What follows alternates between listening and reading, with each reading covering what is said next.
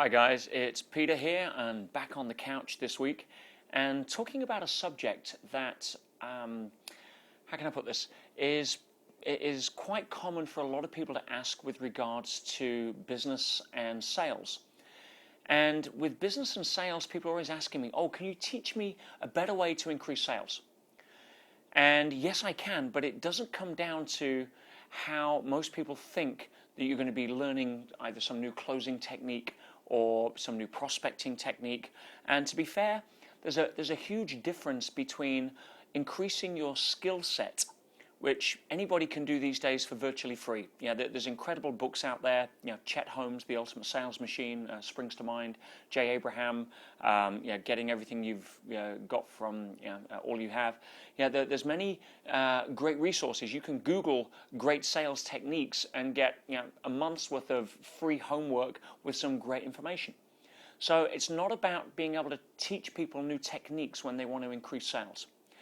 What I want to focus on is something that is very rarely discussed, but something that will make a far bigger difference than going through and learning the latest prospecting, closing, features and benefit kind of technique or deal. And this comes from two different sides. One, studies of the most successful salespeople in the world, and two, an understanding of human behavior that unfortunately is left out of most sales schools. Most people are concentrating on, as I say, technique without understanding what actually happens. It's almost like most nutritionalists these days, without trying to pick on any nutritionalists. Nutritionalists are inherently very good at understanding the nutritional content of food, but usually a lot of them are quite poor at understanding what happens once it's actually taken into the body. That's why the whole mindset of eat fat, get fat has been predominant since the 70s and has made the entire world fat by having a low-fat diet. That is a whole separate podcast. Anyway, so back to sales. With regards to what you can do to increase your sales, there's two things I'm going to give you, because if you try and increase your skill set, then it's like putting a different coat of paint on the same car. The driving experience is the same, it looks a little different, but the journey experience doesn't really change.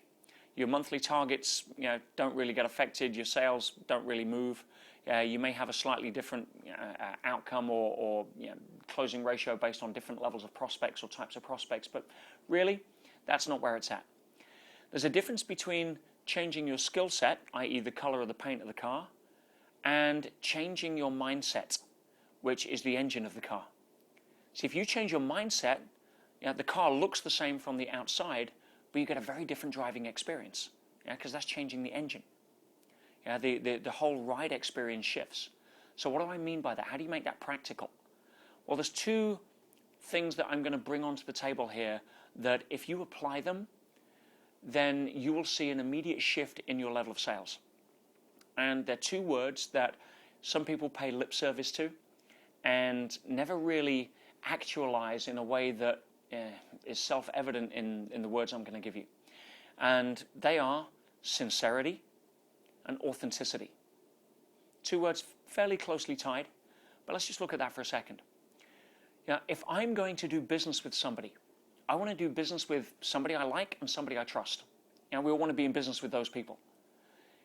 So what does it take to like somebody and trust somebody? If you're putting on some level of fake rapport skills because you've learned some NLP technique on how to be closely in alignment with somebody who's visual versus auditory or kinesthetic, then that's going to get you in the door, but there's an inherent level of falseness with that. Sincerity comes from a level of empathy and intention that is there to express who you are to serve your client. If you're coming from a genuine way and being, you're emanating or radiating in a way of how can I add value rather than how can I take something from this client, a sale, a referral, a fill in the blank, then there is an energetic exchange taking place that is measurable, that you can feel, that sometimes we'll get the job done because it's a horse trade. You're coming in offering something of value, they want something that you're giving, and sometimes that works. That's a horse trade. But people don't like to be sold to, people like to buy. And who do you like to buy from? You like to buy from someone that you like and you trust.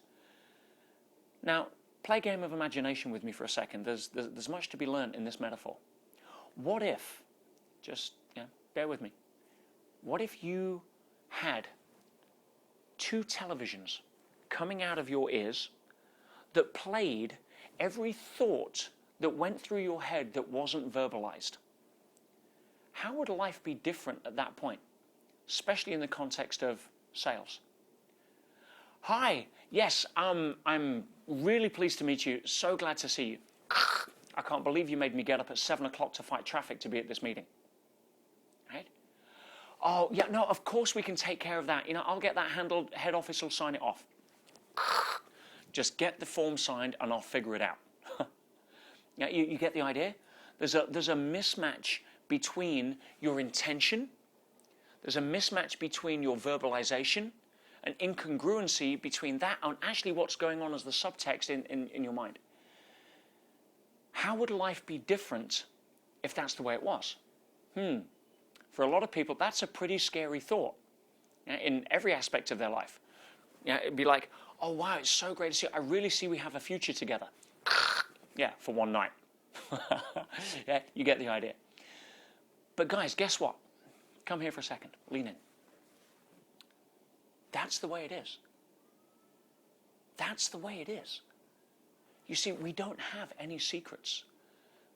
When you're coming from a place of incongruency, whether it's about the person you want to have an intimate connection with, whether it's about the client that you want to make a promise to, we feel when somebody is out of integrity. We feel when there's an incongruency. We can't verbalize it, but we feel it. Yeah? And that's our feelings, that's our gut feel. Yeah? And 9 times out of 10, our first gut instinct on something is right. Women are fantastic at this. We call it in society feminine intuition. Honey, I've got this great deal. You know something? I really don't have a good feeling about this guy. But as men, we tend to think, oh, don't worry, I'm focused on the numbers. We've got to get this deal closed. And it turns out 9 times out of 10 that our spouse, partner, or sister, or whatever was right. Yeah, because they have more of an ability to get in touch with their emotional side, whereas guys tend to be stuck, focused, logic in their thinking apparatus, which serves us when it's time to be direction focused and goal orientated and solve problems, but tends to distract us when it comes to listening to the incongruency between the television and the verbalization. So sincerity is a huge part of being able to increase your closing ratio. They did a study at Harvard of the different levels of sales techniques that were the most in top sales guys in the world and women used versus those that were average. They went through several steps about getting rapport, about understanding the client's needs, about being able to demonstrate the features and benefits of the product and going through overcoming objections and then closing the sale. And they looked at it, and what was surprising was that the people who were the absolute cream of the cream, the top 1% of the top 1% of salespeople on the planet, did exactly the same steps as those who were average. The difference was that those that were exceptional focused on the first part, which is being able to build rapport, being able to understand the client's needs. In other words, there was a sincere level of appreciation for what the client wanted. The intention that was set, the congruency that was set was, how can I serve you? How can I understand you? Not how can I sell to you? In other words, how can I contribute rather than how can I take? Now here's what's interesting. The people that focused more on that spent far less time on the closing and overcoming objections. It was almost a natural progression of the sale. Those that spent less time on building rapport and understanding the client's needs and creating the relationship of trust based upon a level of sincerity, appreciation, and authenticity of who they were, those that spent less time on that and got through to the sale or got through to trying to close the sale had to spend more time on overcoming objections and closing techniques to make up for a lack of authentic connection and wanting to add value to the client. Does that make sense? You don't have to learn better closing techniques unless you focus on being less than authentic about adding value to the client. Hello? Yeah, so going on sales training is usually a substitute, and a poor substitute, for coming to the table from a place where you say, you know something, I am willing to let this sale go if I sincerely, and every core of my being, every cell in my body vibrates the fact that this really isn't the best product or type of deal for the client. If you can come to the table from that place rather than be hooked on the fact that your manager has given you a sales target and you need to make a close this Friday, then by contrast, by paradox, your sales tend to go up.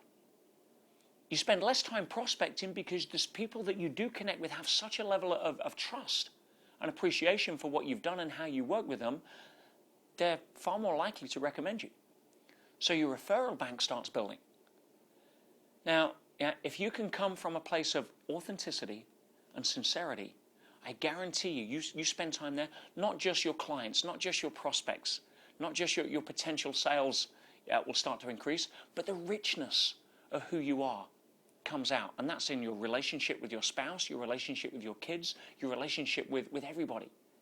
People want to do business with you rather than people are being convinced to do business with you. Make sense? Go out this week and try that. Go out this week and say, you know something? Before I walk into that meeting, I'm going to sit there for a minute or two and just connect and think, is my intention pure? Am I going to come from a place of adding value? And if I walk into that meeting understanding that this has to match this, how am I going to show up differently? And I think you might be surprised at what happens. Go take that, go have a great week, and I will see you again on another topic very soon.